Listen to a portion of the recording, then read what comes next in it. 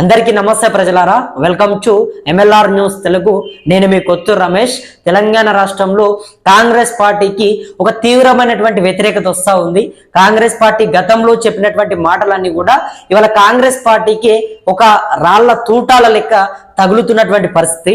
So అప్పట్లో ముఖ్యమంత్రి రేవంత్ రెడ్డి మాట్లాడుతూ ఆయన ఏం చెప్పాడంటే, ప్రతిపక్షంలో ఉన్నప్పుడు బీఆర్ఎస్ పార్టీలో అసలు కేసీఆర్ ఎమ్మెల్యేలకు అపాయింట్మెంట్ ఇవ్వట్లేదు, కనీసం మాట్లాడట్లేదు, ఎమ్మెల్యేలని ఫామ్ హౌస్ కు రానివ్వడు, ఎక్కడికి రానివ్వడు, ఎవరికి కూడా అపాయింట్మెంట్ ఇవ్వడు, సో మంత్రులకు కూడా కనీసం సమయం ఇవ్వడని చెప్పేసి కాంగ్రెస్ పార్టీ పెద్ద ఎత్తున విమర్శలు చేసింది అప్పట్లో ప్రతిపక్షంలో. ఇవాళ కాంగ్రెస్ పార్టీ పనితీరు పైన, కాంగ్రెస్ పార్టీ చేస్తున్నటువంటి అంశాల పైన ఒక ఎమ్మెల్యే అధికార పార్టీలో, అంటే ప్రతిపక్ష పార్టీలు లేకపోతే మనం చూస్తూ ఉంటాం చాలా మంది ప్రతిపక్ష పార్టీలు అధికార పార్టీ పైన విమర్శలు చేస్తూ ఉంటాయి. అదేవిధంగా కొంతమంది బాధితులు, అంటే ఇప్పుడు మనం ఒక ఉదాహరణ తీసుకుంటే మొన్నటి వరకు హైడ్రా కూల్చివేతలు జరిగినాయి. సో హైడ్రా బాధితులు కానీ లేదంటే ఇంకా వేరే వ్యక్తులు ఎవరైనా కూడా ప్రభుత్వం పైన కొంత విమర్శలు చేసే ప్రయత్నం చేస్తారు. కానీ ఇక్కడ అధికార పార్టీ ఎమ్మెల్యే, సొంత పార్టీలో ఉన్నటువంటి ఎమ్మెల్యేనే కాంగ్రెస్ పార్టీ పైన ఒక వ్యతిరేకత చూపెడతా ఉన్నాడు, ఒక ఆవేదన వ్యక్తం చేస్తూ ఉన్నాడు. దాని వ్యతిరేకత అని చెప్పేసి మనం అనుకోవద్దు, ఎందుకంటే ఆయన ఒక ఆవేదనని ఆయన మాటల లోపల చెప్తా ఉన్నాడు.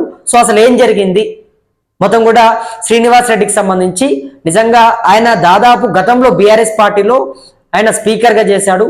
సో ఇప్పుడు ఆయన బాన్సువాడ నియోజకవర్గానికి సంబంధించి ఎమ్మెల్యేగా ఉన్నాడు. సో మరి అసలు ఏం జరుగుతుంది, పోచారం శ్రీనివాస్ రెడ్డి ఈ రకంగా ఎందుకు ఆవేదన వ్యక్తం చేస్తూ ఉన్నాడు, ఆయన మాటలో వెనుకున్నటువంటి రహస్యాలు ఏంటి, మొత్తం కూడా మనం మాట్లాడదాం. అంతకంటే ముందుగా ప్రతి ఒక్కరు కూడా మన ఛానల్ని మీ అందరి వంతుగా ఒక చిన్న సబ్స్క్రైబ్ చేసుకోండి. చూద్దాం మరి ముందు ఇంకా మరిన్ని వార్తలు కూడా తీసుకొద్దాం.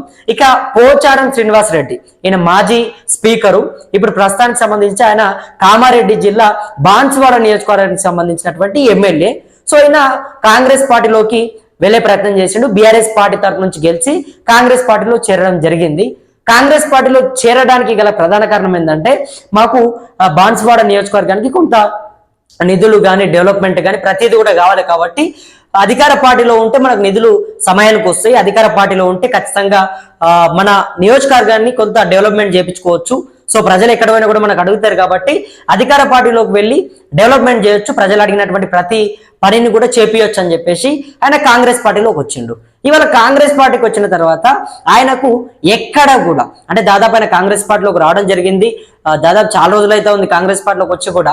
మరి వచ్చిన తర్వాత ఇప్పటికీ కూడా ఆయనకు సంబంధించి ఏదైతే బాన్సువాడ నియోజకవర్గానికి సంబంధించినటువంటి సిద్ధాపూర్ రిజర్వేర్ కి సంబంధించి అసలు ఏమాత్రం కూడా, అంటే ఆయన దాదాపు ఇప్పటికీ కూడా ఒక 20 సార్లు మంత్రులందరికీ కూడా ఫోన్లు చేయడం జరిగిందట, నిధులు పెట్టండి, విడుదల చేయండి అని చెప్పేసి ఆయన చెప్పడం జరిగిందట.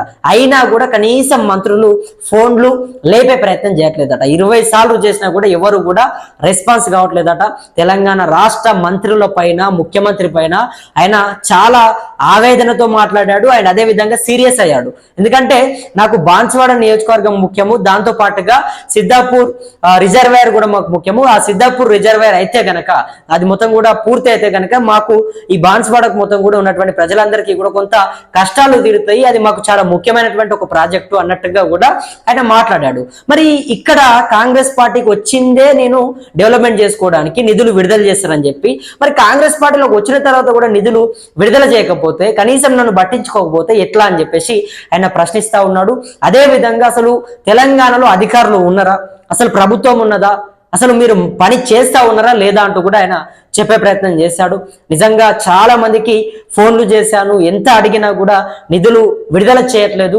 గతంలో నేను బీఆర్ఎస్ పార్టీలో ఉన్నప్పుడు కేసీఆర్ మాజీ ముఖ్యమంత్రి ఉన్నాడు కాబట్టి ఆయన అప్పట్లో నేను ఒక మాట చెప్తే, ఇంట్లో ఉండి ఒక మాట చెప్తేనే చక జీవోలు విడుదల అయ్యేవి, డబ్బులు వచ్చేవి, అప్పటికప్పుడే పనులు చేపించేది. కానీ ఇవాళ కాంగ్రెస్ పార్టీకి అధికారంలోకి వచ్చిన తర్వాత, నేను కాంగ్రెస్ పార్టీలోకి వచ్చిన, సో కాంగ్రెస్ పార్టీలో నేను వచ్చిన తర్వాత కూడా నాకు నిధులు విడుదల చేయకుండా నన్ను ఎందుకు ఇబ్బంది పెడతా ఉన్నారు?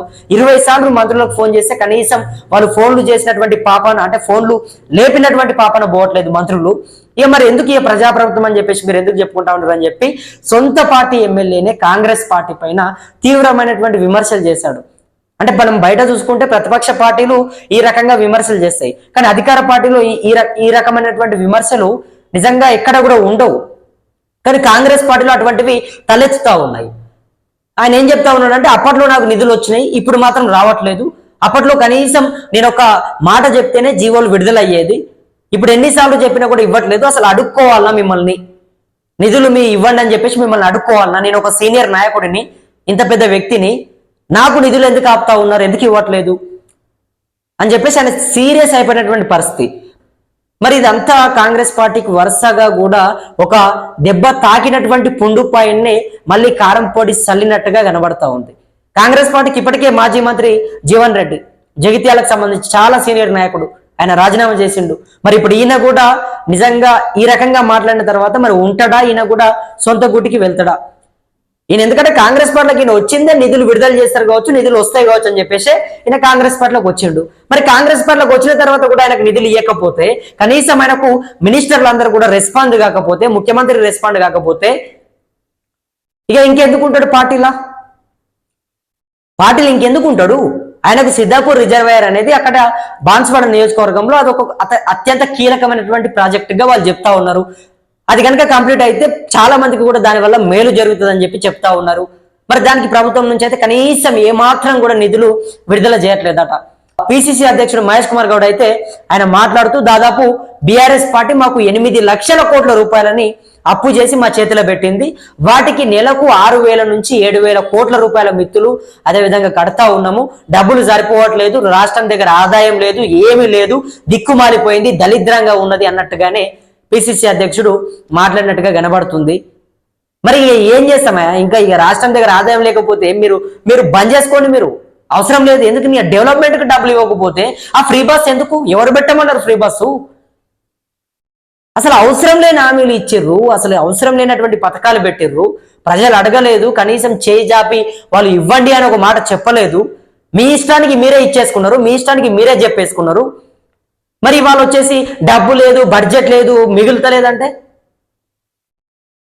అది పద్ధతి కాదు. అది నిధులు కేటాయించాలి, డెవలప్మెంట్ కావాలి కదా. ఫ్యూచర్ సిటీ చేస్తా అని చెప్పేసి ముఖ్యమంత్రి చెప్తాడు, వేరే రాష్ట్రాలలో పోయి ఆయన విహారయాత్రలు చేసుకుంటా మొత్తం కూడా ఎన్నికల ప్రచారాల లోపలనే బిజీ అయిపోతా ఉన్నాడు ముఖ్యమంత్రి. మరి ఇక్కడ స్థానికంగా ఎమ్మెల్యేలకు నిధులు కేటాయించండి కదా, నిధులు వాళ్ళకి ఇవ్వాలి కదా. వాళ్ళ ప్రజలు అడుగుతారు, ప్రజలందరూ కూడా ఏమైంది డెవలప్మెంట్ అని చెప్పేసి అడుగుతారు కదా వాళ్ళని. పాపం అర్థం చేసుకోండి దయచేసి. పిసిసి అధ్యక్షుడు మహేష్ కుమార్ గౌడ్ మాట్లాడుతూ పోచారం శ్రీనివాసరెడ్డి గారు పెద్ద మనసు చేసుకొని కొంత అర్థం చేసుకోవాలని చెప్పేసి ఆయన ఓదార్చే ప్రయత్నం చేస్తా ఉన్నాడు. ఆయన చేతులలో కూడా ఏం లేదు పెద్ద పాపం. మరి ఏం చేస్తాడు ఇక, అంతకు మించి ఆయన కూడా ఏం మాట్లాడలేడు. మరి కాంగ్రెస్ పార్టీ అయితే విపరీతంగా ఫెయిల్ అయిపోతా ఉంది. ఒక ఎమ్మెల్యే, అధికార పార్టీ ఎమ్మెల్యేనే ఈ రకంగా మాట్లాడడం అనేది నిజంగా రాష్ట్ర వ్యాప్తంగా చర్చనీయాంశంగా ఇప్పుడు. ఒక గ్రామంలో కాదు, గల్లీలో కాదు, జిల్లాలో కాదు, తెలంగాణ రాష్ట్ర రాజకీయాలలోనే అధికార పార్టీ ఎమ్మెల్యే ఈ రకంగా మాట్లాడుతూ ఉంటే కాంగ్రెస్ పార్టీ మొద్దు నిద్రపోతా ఉన్నదా ఉడుచుకొని పోయిందా? మరి నిధులు కేటాయించకపోతే కనీసం ఆ వ్యక్తి వచ్చి ఈ రకంగా అడుక్కోవాలన్నా నా నిధులను నాకు ఇవ్వమని అని చెప్పి ఆయన్నే వచ్చి మాట్లాడుతూ ఉంటే మరి ఇక ప్రజలకు ఏం న్యాయం చేస్తారు? పేదవాళ్ళకి ఏమి హామీలు ఇస్తారు? పేదవాళ్లకు ఏం పథకాలు అమలు చేస్తుంది ఈ పార్టీ? సొంత పార్టీ ఎమ్మెల్యేకే కనీసం నిధులు ఇవ్వలేకపోతుంది. ఆయన చెప్తుంది ఒకటే మాట, గతంలో నాకు ఇచ్చారు నిధులు కానీ ఇప్పుడు రావట్లేదని చెప్పి చెప్తా ఉన్నాడు. మరి దీనిపైన మీ అభిప్రాయం ఏంటి? పోచారం శ్రీనివాస్ రెడ్డి నిజంగా ఆయన ఆవేదనతోనే మాట్లాడినట్టుగా తెలుస్తా ఉంది. చాలా మంది ఎమ్మెల్యేలు కూడా ఇంకా కాంగ్రెస్ పార్టీ పైన, ముఖ్యమంత్రి పైన, మంత్రుల పనితీరు పైన వాళ్ళందరూ కూడా ఆవేదన వ్యక్తం చేస్తా ఉన్నారు. ఒక తీవ్రమైనటువంటి అసంతృప్తితో ఉన్నట్టుగా తెలుస్తా ఉంది. మరి దీనిపైన మీరేమనుకుంటా ఉన్నారు? మీ అభిప్రాయం ఏంటి? కింద కమెంట్ బాక్స్ లో కమెంట్ చేసే ప్రయత్నం చేయండి. మరి ముందు ఏం జరుగుతుంది, ఎటువంటి పరిణామాలు తెరపైకి రాబోతా ఉన్నాయి, ఇవన్నీ కూడా మాట్లాడుకునే ప్రయత్నం చేద్దాం. అంతవరకు ప్రతి ఒక్కరు కూడా వేచి ఉండండి. అదే విధంగా మన ఛానల్ని కూడా సబ్స్క్రైబ్ చేసుకొని మనకు అండగా ఉంటారని చెప్పి నేను మనస్ఫూర్తిగా వేడుకుంటూ నేను మీ కొత్తూరు రమేష్. ధన్యవాదాలు మిత్రులారా.